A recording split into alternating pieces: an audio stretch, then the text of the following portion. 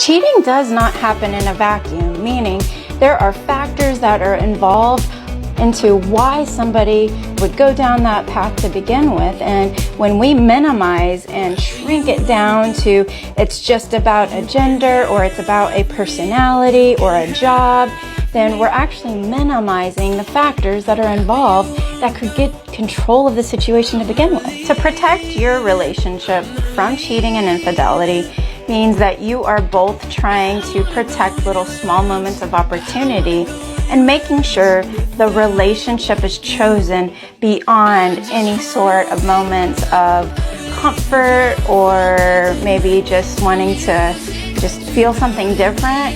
That we have to protect the relationship from those little small things and making sure that we're seeking those things out through the relationship. If we don't, then you're going to give in and cave to opportunity eventually.